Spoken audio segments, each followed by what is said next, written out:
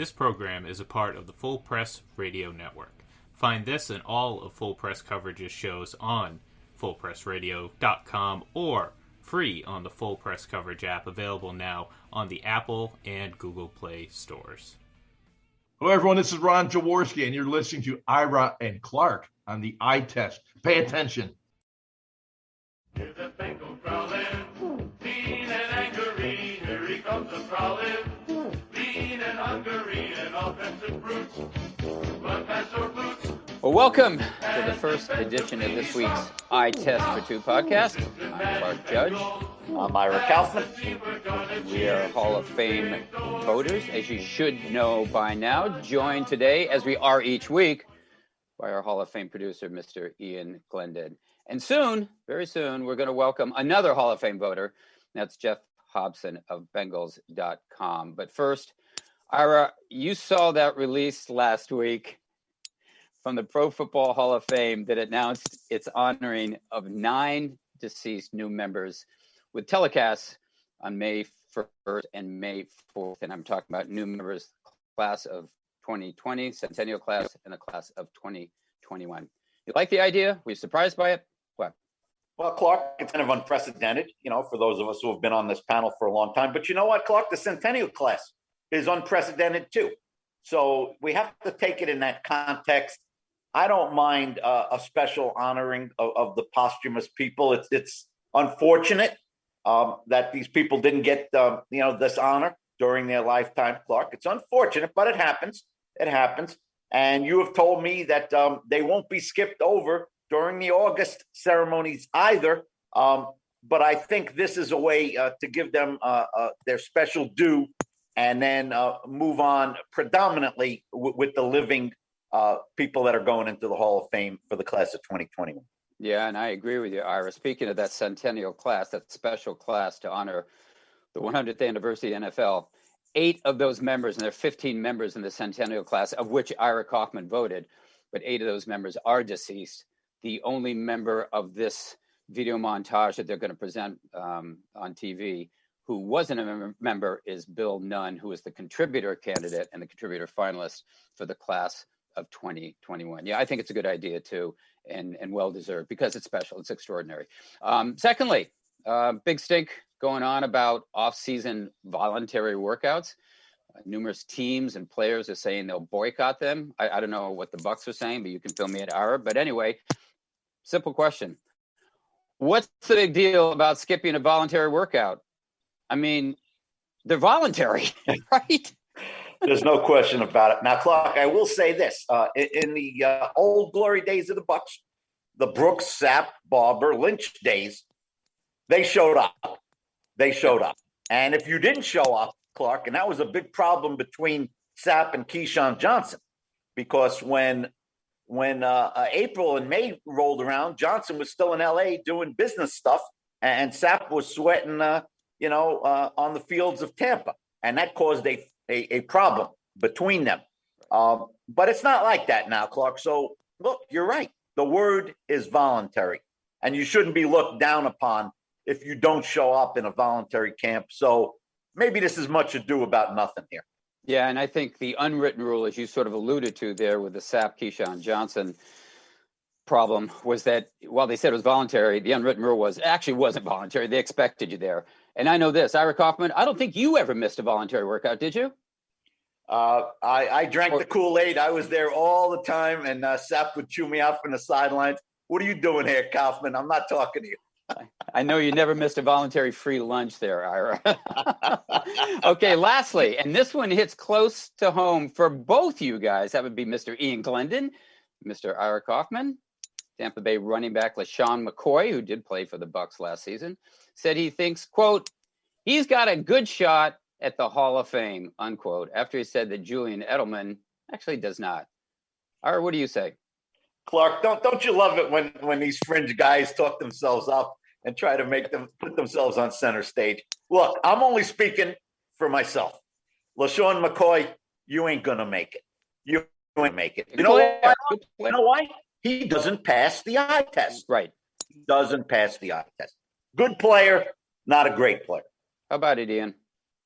Yeah, I got to agree with Ira. I told you last week I'm not in the Julian Edelman to Hall of Fame, camp, but I think he has a far stronger case if you're going to compare just those two. So I think McCoy's doing a little self-promotion, and hey, why not? You gotta do what you gotta do, and I just don't agree with him.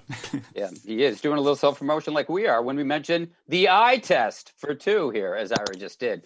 Good player. Lesean McCoy, very good player, could be in the Hall of very good, not in the Hall of Fame. I agree with you on that. Okay, we made Hall of Fame voter Geoff Hobson of Bengals.com wait long enough. Butchie, get in here now. We want to talk about the Bengals and the Pro Football Hall of Fame with you. Now, first of all, thanks for joining us. And second, and most importantly, the Bengals yesterday revealed uniform changes. Their first in 17 years, I think. Butch, how do you like them? And what's your fit? Are you wearing one of those uniforms right now? No, I'm wearing a Hall of Fame voter pullover. Oh.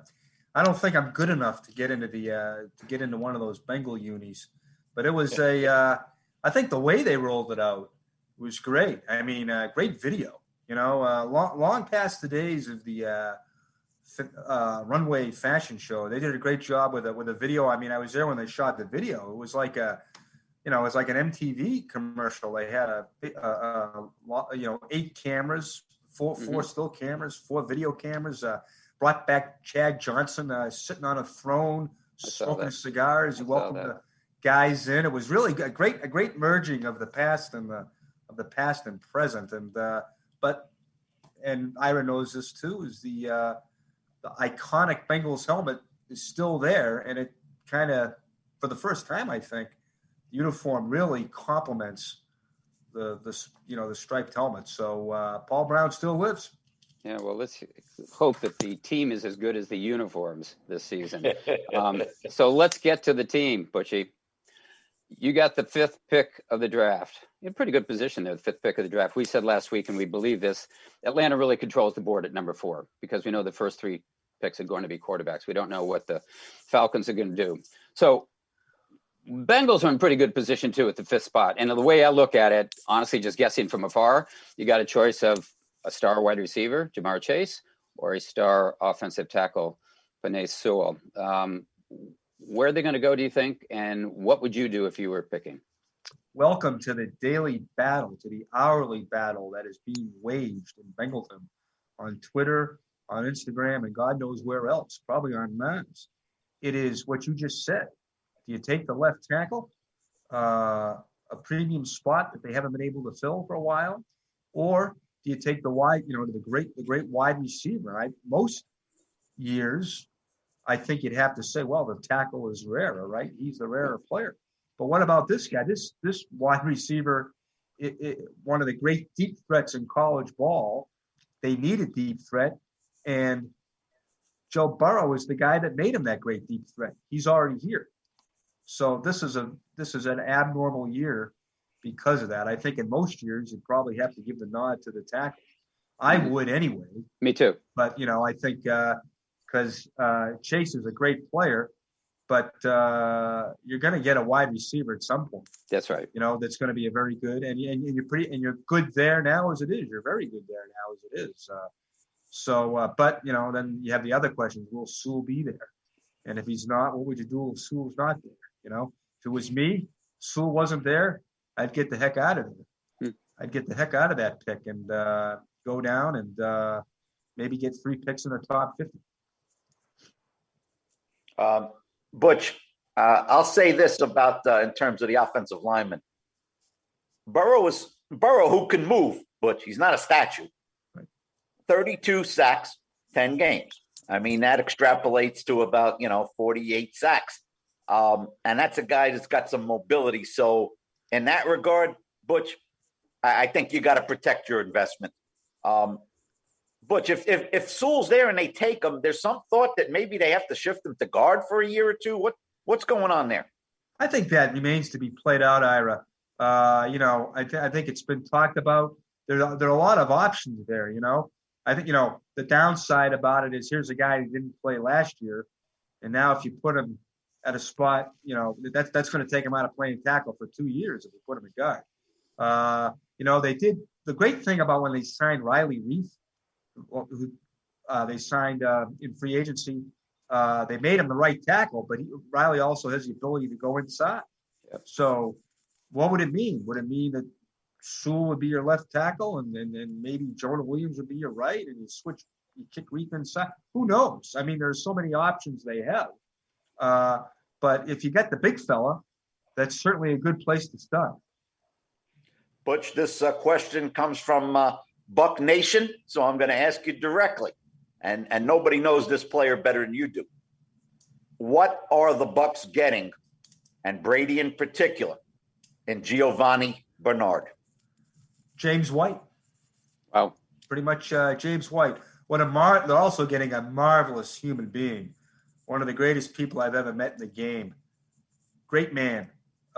Tremendous in the community. And not only that, but he's such a reliable guy on the field. He holds the Bengals record, most consecutive carries without a fumble that stretched from his rookie year to this last one. So he's a guy that can he's very good in the pass game. He's very good protecting the quarterback. Been reading the stuff out of there coming out of Tampa. That's kind of, they need a guy. I guess that was not a great point of production for them. The back out of the backfield. They've got that in Giovanni Bernard. Ironically, Butch, I asked Brady about this the other night, and he said that he and James White were very tight. They went to St. Thomas Aquinas, Yes. Both of them in Fort Lauderdale. And we know what Brady did with James White. So, Butch, I said to him, yeah, they kind of have the same skill set. And Brady didn't agree with that necessarily.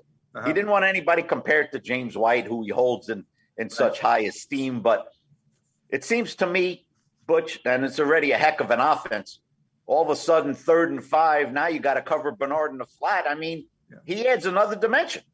Yeah, I don't know what the analytics are. And Brady obviously played with White, so he knows him probably better than anybody. But every time I looked up, White was making a big play when Brady seemed to need it most. And Gio is that kind of guy. So whether I don't know what the skill set is or whatever, but, on 3rd down, he'll be glad he's there.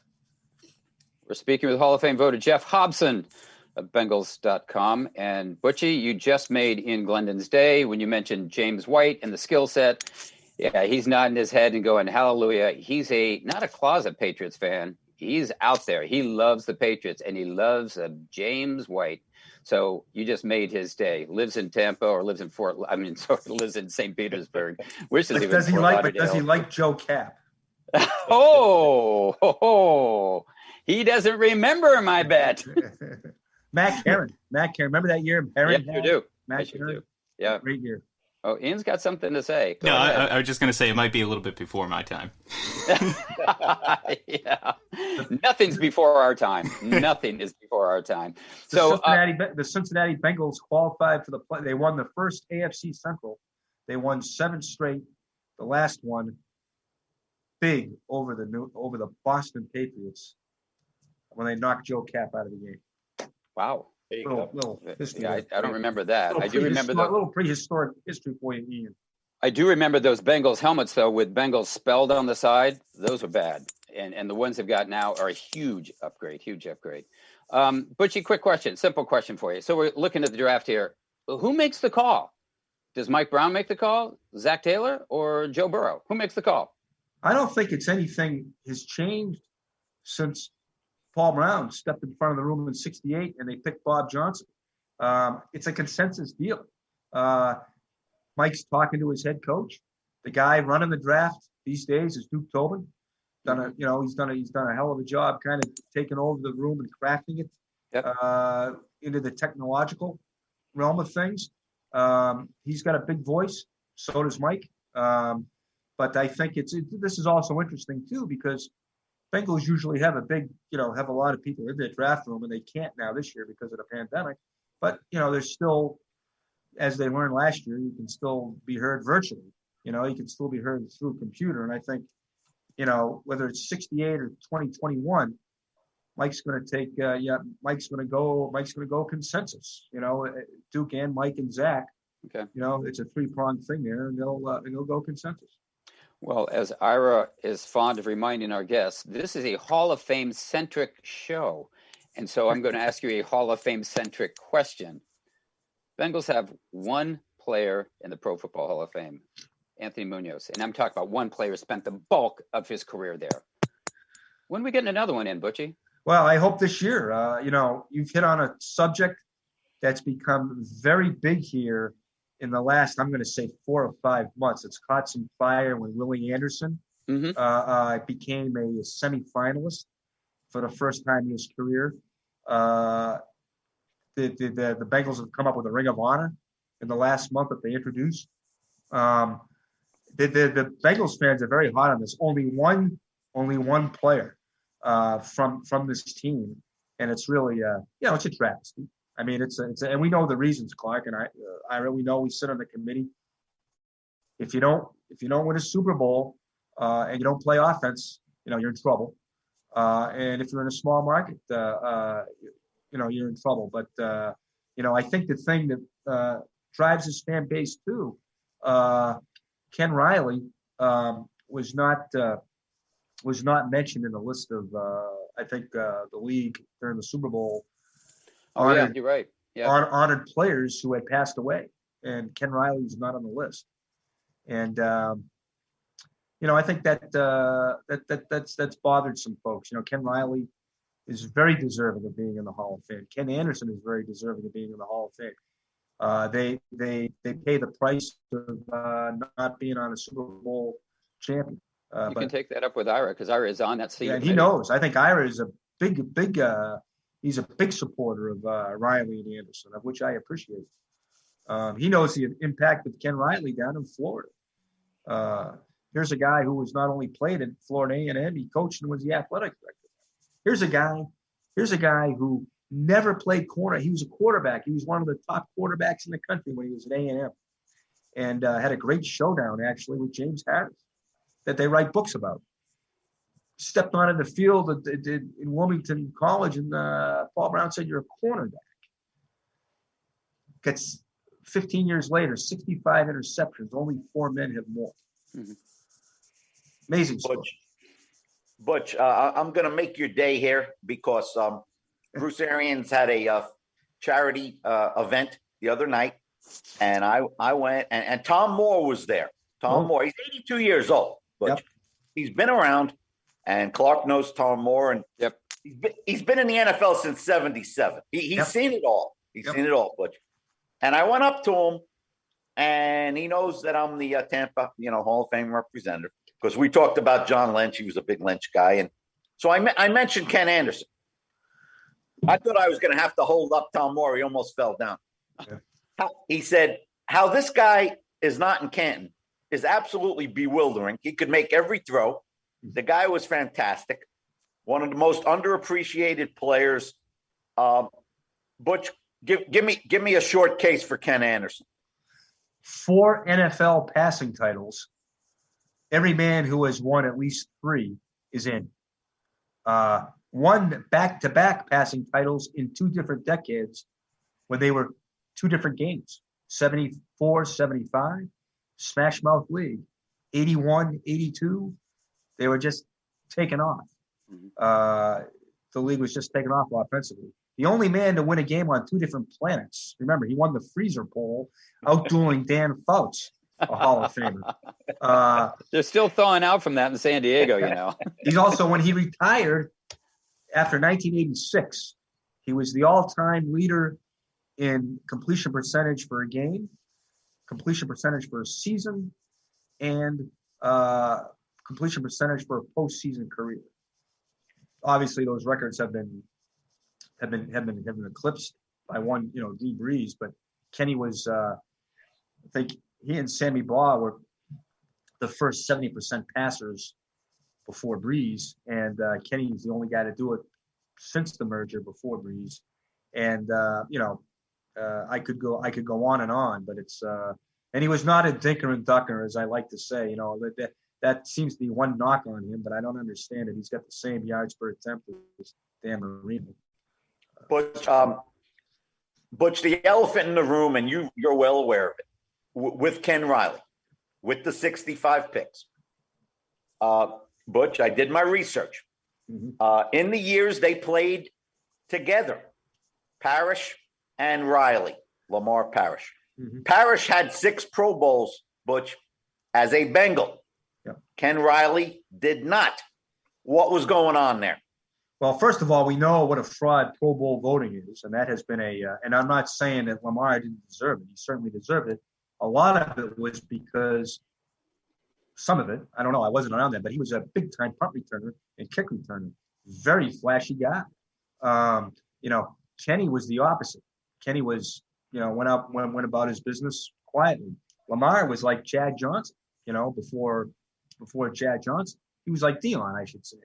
He was like Dion before Dion.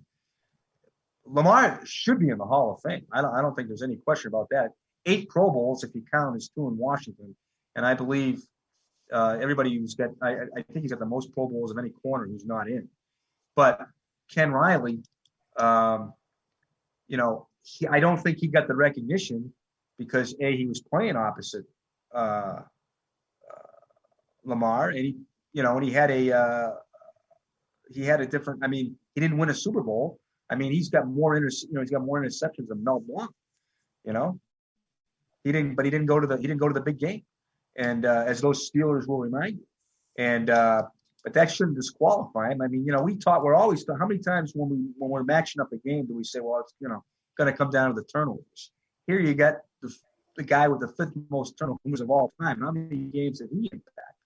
Now, why he didn't make it to a Pro Bowl, Ira, it's the same reason he's not in the Hall of Fame. I think it's because he played next to he played opposite a guy who, was a much flashier player and didn't win a Super Bowl and played defense. But both guys, I mean, who goes in first? Kenny Anderson, Ken Riley, Lamar Parrish? That's kind of above my pay grade. But all 3 guys, I can't imagine 3 seniors having a better argument than those 3 guys. We're speaking with Hall of Fame voter Geoff Hobson of Bengals.com. And Butchie, it's not above your pay grade on this show. You get a choice of one guy to put in: Ken Anderson, Lamar Parrish, Ken Riley. I'm going to say I'm going to give you a pass this year. Which one are you choosing? I can't. How could I? How could I choose one? That's why. That might be one of the reasons they're not in. But you can't. Like I said, all 3 guys. I mean, thank God we're having the discussion. I think this is what you guys talk about all the time. At least get them in the room and talk about it. Yeah. And this is what the senior committee is done for. It's like Ira made a great point. How did Riley not at least get the 1 Pro Bowl? But I think that's why the senior committee exists, to right those wrongs. That's right. And that is the elephant in the room, as Ira mentioned. An elephant in this room for us is first ballot mania, Butchie, and I'm going to ask you about that because we do pose that question to Hall of Fame voters that come on here. 10 of the past 20 modern era finalists have been first ballot Hall of Famers, which means obviously half of the class. Where do you stand on that? First ballot mania. We think it's out of control. Where do you stand? Yeah, I mean, the more obviously the longer I'm on the committee, the more I really see where there's not a hell of a lot of difference between these guys. You know what I mean? We're talking about, so if there's a guy been waiting, I think he ought to get, if it's not a guy, it's almost in my mind now, it's reached the point where if you can't stand up and say, gentlemen, I give you Brett Favre. Right. Gentlemen, I give you Peyton Manning.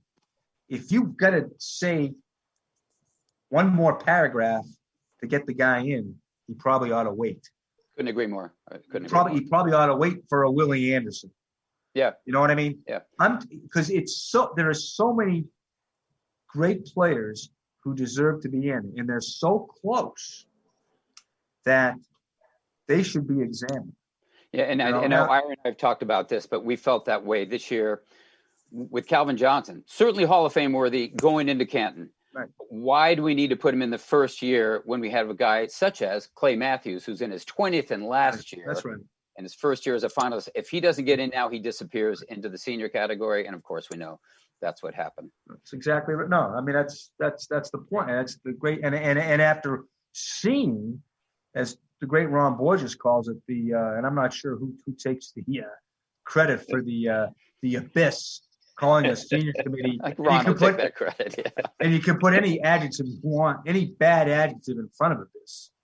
But once you get into that senior committee, that is really, really tough. Like you guys say, at the end of that senior committee meeting, there are Hall of Famers strewn across the floor. Mm-hmm. All 20 of those guys that make the discussion should be in. That's as tough as it is to make the modern thing.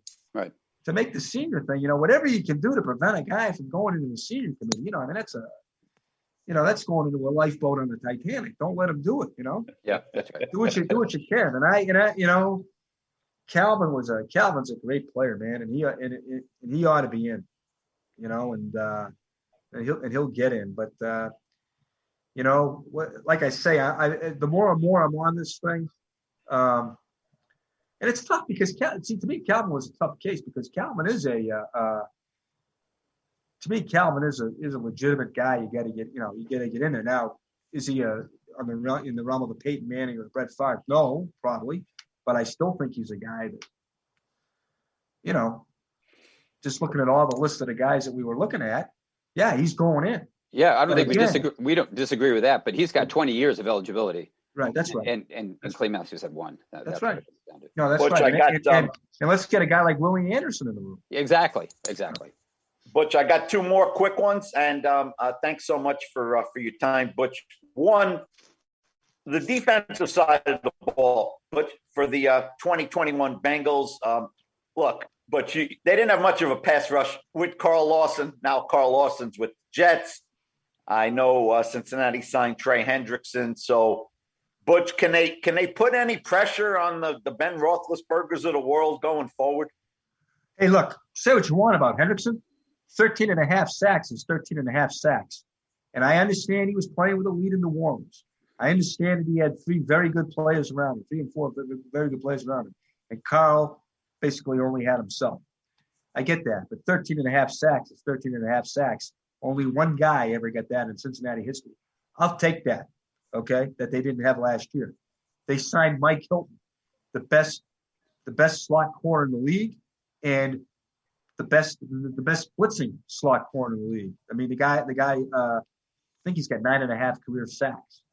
Obviously, he's going to bring pressure.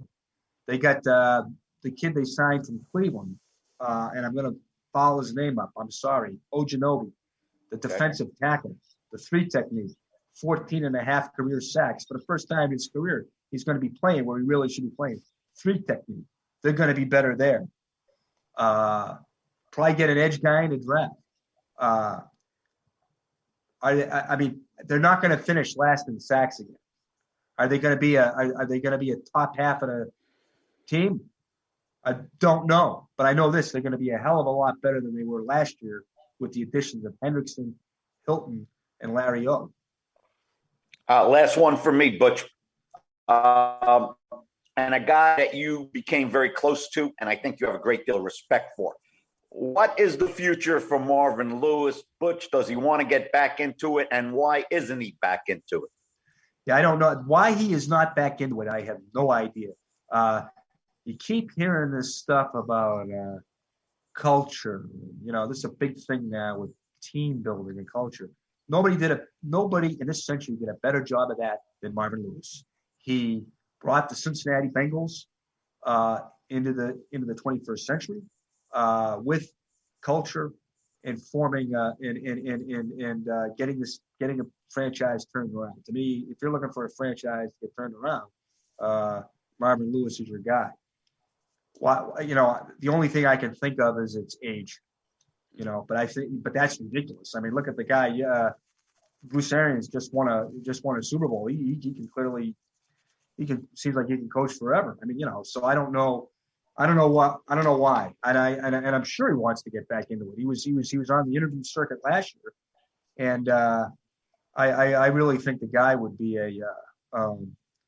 like I say, if you're looking to get a situation squared away, you'll find none better than Marvin. The reputation, Butch, the reputation of the Bengals, maybe especially on defense, being renegades under Marvin Lewis. Is that fair, Butch? No, I don't think so. I think what people are thinking about is that wild card game with Pittsburgh, and they're thinking about Burfict and they're thinking about Adam Jones. But what the loser, who's the guy who said, and I forget who it was, the winners get to write history, right? Well, also in that game, Joey Porter very easily could have got that. Joey Porter very easily could have been flagged. Mike Munchak, the offensive line coach for the Steelers, pulled the hair of Bengals safety Reggie Nelson. So what if the Bengals win that game? Who are the Renegades? So I think it's all perception. I think Marvin proved that guys like Adam Jones and Burfict, with second chances, they were able to turn their lives around and their careers around. And you're looking at a defense that was, spanning Zimmer, Paul Gunther, with Marvin taking over at the end. Top defenses that got teams in the playoffs. So the whole renegade thing, I think, is, if Jeremy Hill holds onto the ball, what would he be saying? So I just think, I don't know, Ira. I just don't think that's fair. There's some guys would say renegade. Some guys would, hey, he gives guys a second chance. That's the way I see it. Ira, sounds to me like we've got a future guest on this program. Let's track down Marvin Lewis. I mean that. Great answer by Butch. Great answer. Well, Butch, I've got one more for you, and it'll be a great answer too. It's a self-serving question, and it's designed for Mr. Ian Glendon, our producer. Would you do me a favor and recount the story? We're up against time here, but recount the story of when I think you were a reporter in Portland, Maine, and there was a hockey player, not just any hockey player, but the greatest hockey player of all time in the building. And I'll leave it at that, and you take the story away. Thanks, Claxon. I was a sports columnist at the Portland Press Herald, hometown paper of the Maine Mariners, the AAA, the American Hockey League affiliate of the Boston Bruins. And Mike Milbury was coaching the club. He told our beat reporter, Paul Abramowitz, Milbury always knew I was looking for a good story, good column. He said, tell Hobson to be here tomorrow at about 11:15. I'll meet him right out here. And they were at the Portland ice rink at that time because the circus had the Civic Center tied up. So I dutifully showed up with my notebook in hand, wondering what Mike had in mind. And he came out I was there for a couple of minutes. He came out, didn't say anything, just cocked his head, said, follow me. I'm following Mike around. The Portland Ice Arena was an ice rink. It was all these little rooms and stuff, of these little locker rooms. And we finally get to a locker room. He opens the door and he says, you got 10 minutes with him. We're skating at 11:30. I walked in, and on the bench was Robert Gordon Orr, tying up his skates, lacing up his skates. And that was a pretty good 10 minutes. I don't remember anything about it. I don't blame you. I'm still numb. You're in the presence of NHL royalty there. Holy smokes. Robert Gordon Orr. I mean, the guys, you drive around New England, and every time you see an ice rink, that's right. That's the house the child Bobby built. Yeah. You had the same reaction when you met Ira for the first time, didn't you? That's exactly right. Because it was probably, he was probably standing next to Warren Sapp. Hey, Butch, is Orr number one on the New England Mount Rushmore? Is he number one? Oh boy, I'll tell you what. That's a hell of a question. It's Ted Williams has got to be on there, doesn't he? I mean, Williams, Orr. I mean, my God. I don't know who would be number one. About Bill Russell too. Yeah, Bill Russell. Oh, yeah. Russell. Yeah. Russell. Big Poppy. I mean, does Brady qualify? Even though he's New England, but does he qualify? Well, you've got Russell. Russell's got to be on there. Yeah. Oh, absolutely. Right. Yeah. Orr's got to be on there. You remember what Larry Bird said though? Remember when he was looking up in the rafters before every game, looking at Bobby Orr's number? Yeah. Theodore Samuel Williams has to be on there. Oh, absolutely. Yeah. So that's three guys. Yeah. That have to be there. Yeah.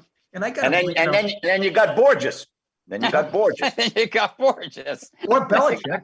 What about Bill and Red Auerbach? And you know, Yeah, Big that's a Poppy. tough one. That's a Tito. tough one. Well, Geoff Hobson, thanks so much for the time. And I'll tell you what, we'll try our best to get you your size and Bengals jerseys. And maybe we'll try to get your number retired in Boston as well. Unfortunately, it's going to be a little bit bigger than it was when I met Robert Gordon-Orr. Jeff, care, thanks so buddy. much. Thanks, guys. Great talking to you. Good talking to you. That was Hall of Fame voter Geoff Hobson of Bengals.com. And Ian, who are you putting at the top of the Boston sports list? It's tough. I think you have to start with Mount Rushmore because there's so many names that were just listed that how do you get rid of them? How do you forget Ted Williams? How do you forget Bobby Orr? How do you forget, I think Tom Brady does go up there, but again, we're talking about 6 guys that pretty much make up a very rich history of professional sports in New England. Yeah, I agree with you. But Ian, I didn't ask you for 6. I asked you for 1. I am going to go because I have the most experience watching him. I'll go with Tom just because of the sheer number of championships brought to this region in such a short period of time. But I met Bobby Orr at HQ home headquarters. This is how long ago it was. So we're talking mid-90s maybe, and I had him sign my goalie stick. So yeah. It's the only thing I had. He was doing a signing. I had to do it.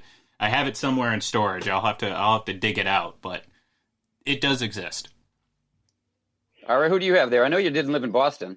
Well, first off, Clark, I'll say this. When Larry Bird's not a factor in your Mount Rushmore, that's a hell of a Mount Rushmore. That's a hell of a Mount Rushmore, you're right. Look, Orr revolutionized the game, but Clark, I think I got to go with Russell. Yeah. And I was a 76er fan, but 11 out of 13 years, Clark. Can't beat it. Can't beat it. Can't beat it. No, you can't beat it. You know what? I'm torn between Russell and Orr, but if it comes down to photo finish, I probably am going Orr, only because I've never seen anyone dominate his sport as he did. And people said Michael Jordan basketball. No. Bobby Orr completely dominated hockey, and he's still regarded as a god in Canada. Anyway, Ira, one other thing. Tomorrow's Earth Day. What are you doing to promote it? What are you doing around the household, the Kaufman household, promote Earth Day? I'm going to Burnt Steakhouse. I'm chowing down on a 28-ounce porterhouse. Oh, nice. Okay. How about you, Ian? Working tirelessly like I do every single day. We're composting here in Connecticut. Okay, well, I'm going to check in with both of you tomorrow to see if you've made any progress in those regards. That's going to do it for today, but check in with us Wednesday to hear a former GM give you the lowdown on his take on the draft and how to run it. That's coming up tomorrow on the Eye Test for Two podcast. Thanks for listening.